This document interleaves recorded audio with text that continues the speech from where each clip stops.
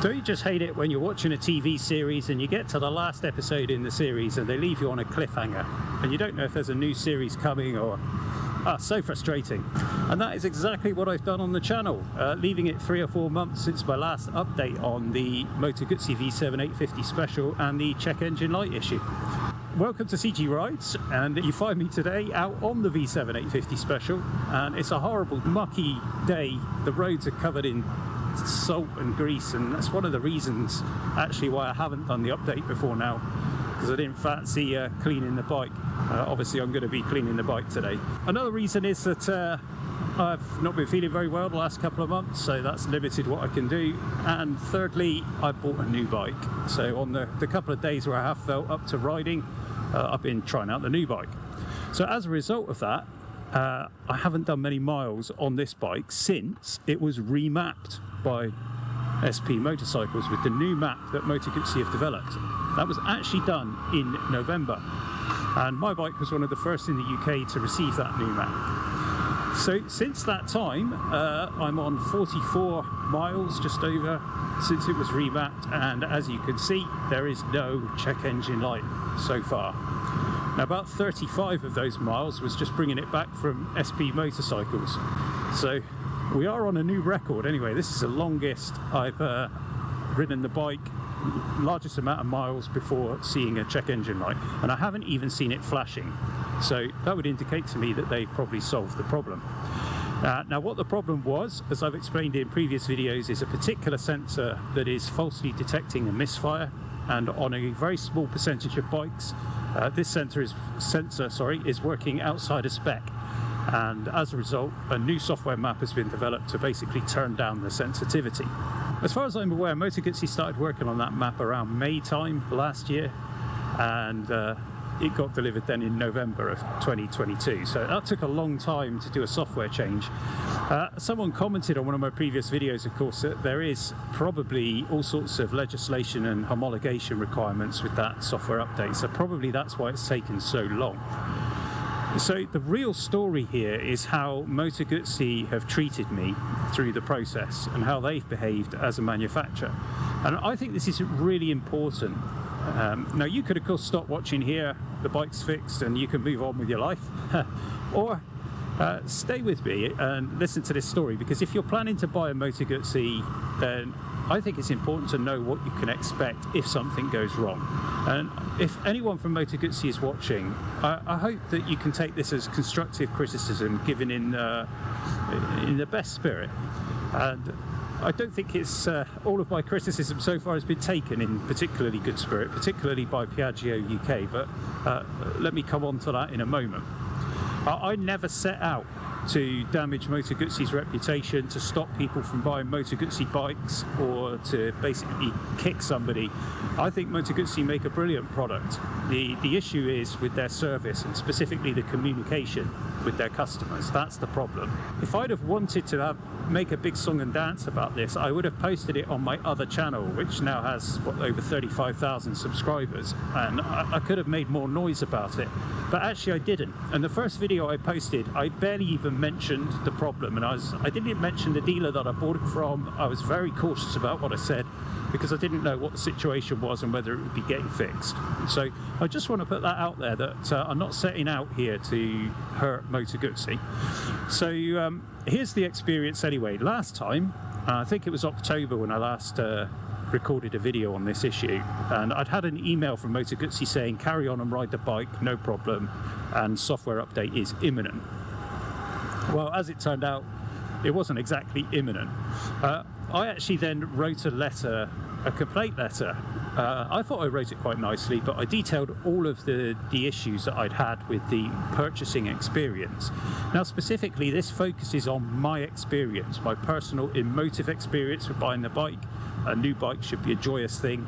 The fact that I had to change my travel plans and cancel a trip, or change a trip's plan, sorry, and cut it short to get this sorted out.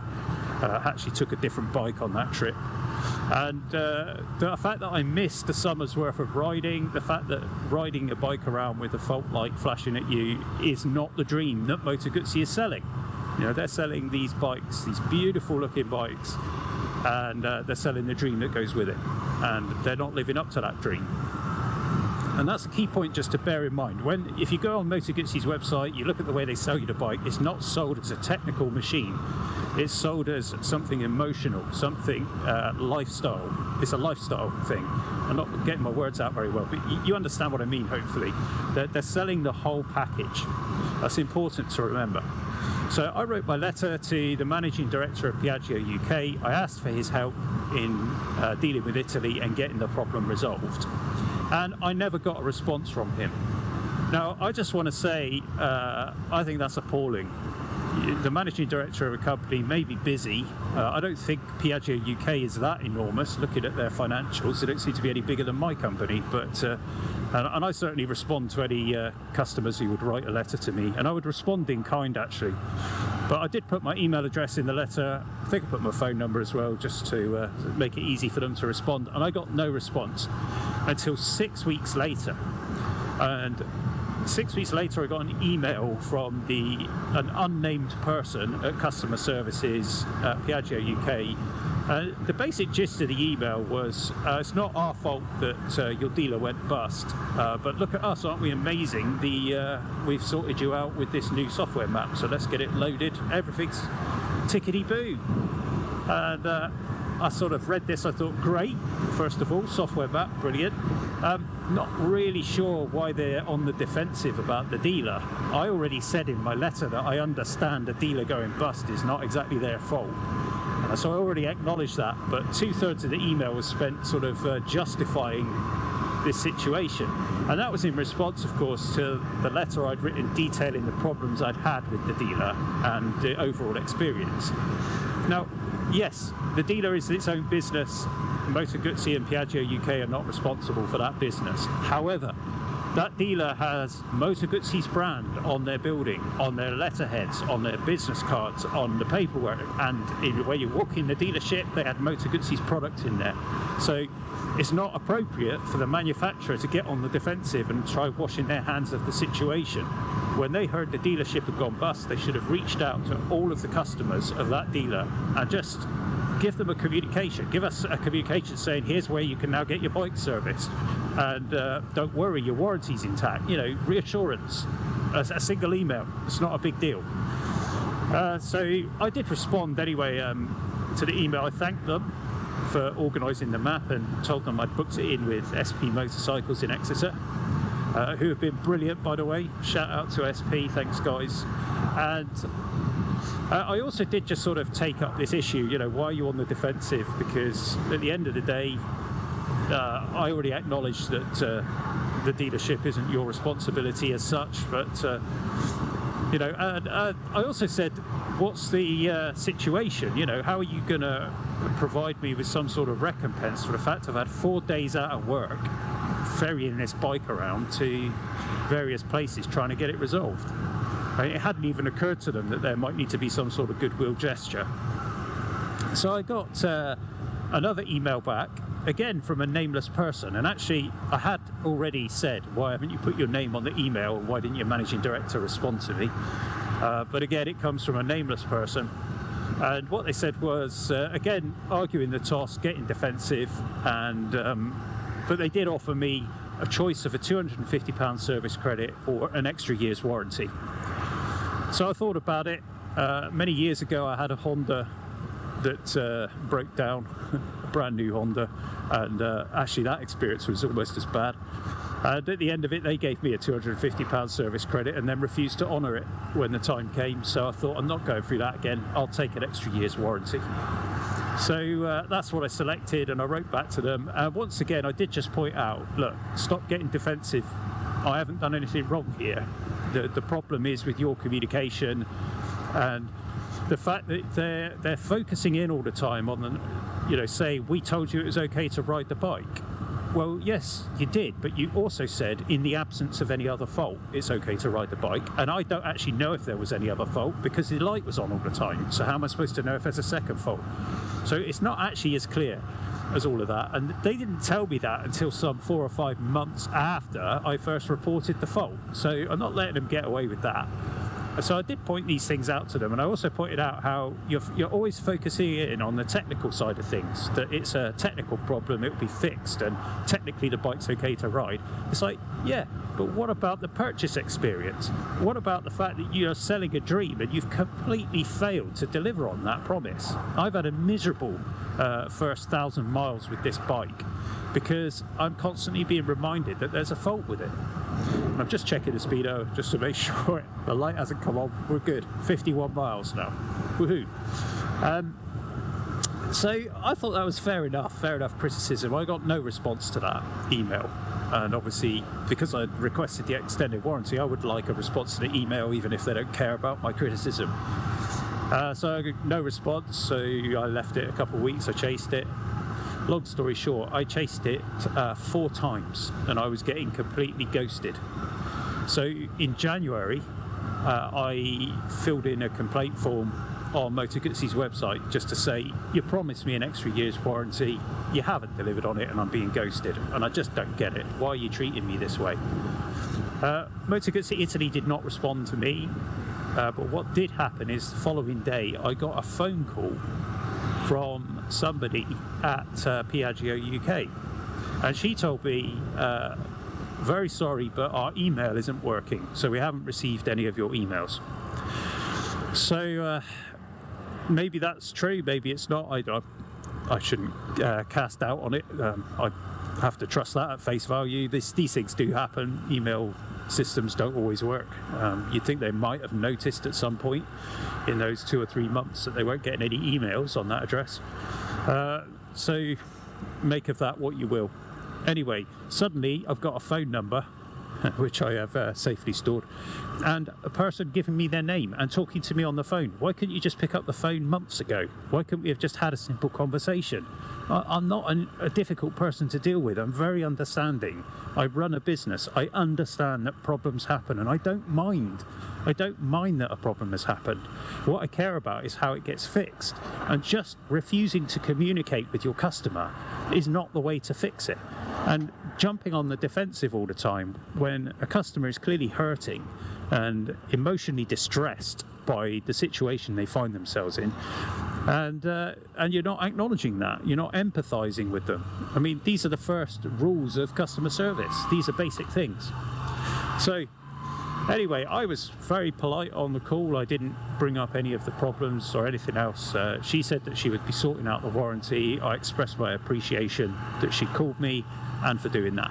I then got a follow-up email the next day confirming that the warranty has been applied. So I've got an extra year's warranty and an extra year of, I think it's RAC cover as well. So roadside assistance as well. So I didn't realise I was getting that as well, but thank you very much, Moto Guzzi.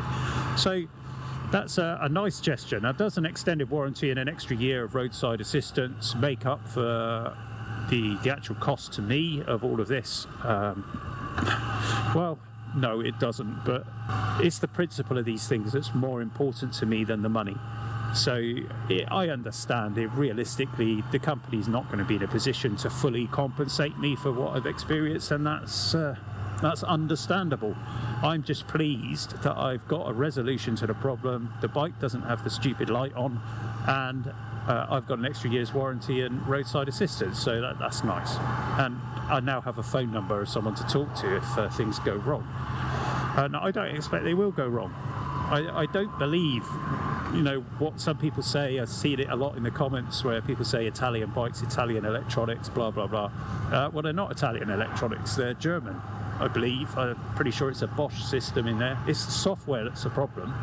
And the fact that they've obviously sourced some of the sensors from different manufacturers, or there's a fault with the tolerances of the manufacturing process for these sensors. And as a result, we end up in this silly situation.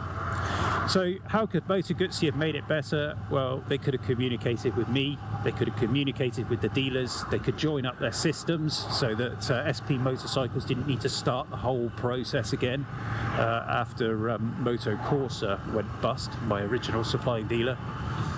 They should have been on the blower or sending me an email when Moto Corsa went bust. They should have been acknowledging the problem. They should have been immediately responsive when I complained. They should have dealt with the issue, they should have reassured me, and they should have kept me up to date through the process.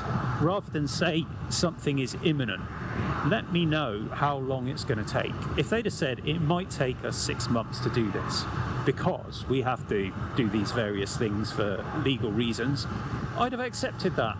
I'd have accepted that. I wouldn't have been happy, but I would have accepted that. And there's a crucial rule in business that I learned a long time ago, and that is under promise, over deliver. Not the other way around. Don't over promise and under deliver. That's the worst thing you can ever do. So if you think that something is going to take 2 weeks to sort, tell the customer it might take 4 weeks and then fix it in 2. Customer will be delighted, and you know, you'll save face. And if anything goes wrong and it takes you 3 weeks instead of 2, well, you're still going to end up with a delighted customer. It's simple stuff, guys, simple stuff. So hopefully someone from Moto Guzzi can take this on board and improve, because your products are fantastic. This is a beautiful bike, I love it, and I'm really looking forward to what I should have had last year. I'm looking forward to this year, getting the sunshine out and getting on this bike and just enjoying it without having a stupid light blaring at me. So there you go, there's the update. I hope you will stick around with the channel for other content. Obviously I appreciate content on broken bikes is always going to be something that people are happy to watch, and the views on a brand new channel certainly show that to be the case. But I obviously don't want to be making content about broken bikes, because I don't want to have broken bikes. So I'm genuinely hoping that you guys will consider subscribing and sticking around for other content I've got to offer. And as always, if you enjoy tech, check out my main channel. It's Constant Geekery. You'll find a link in the description. And if you enjoy Apple products, PCs, gaming, anything like that, then you might enjoy my geekery on that channel. And otherwise, I look forward to seeing you next time. CG Rides.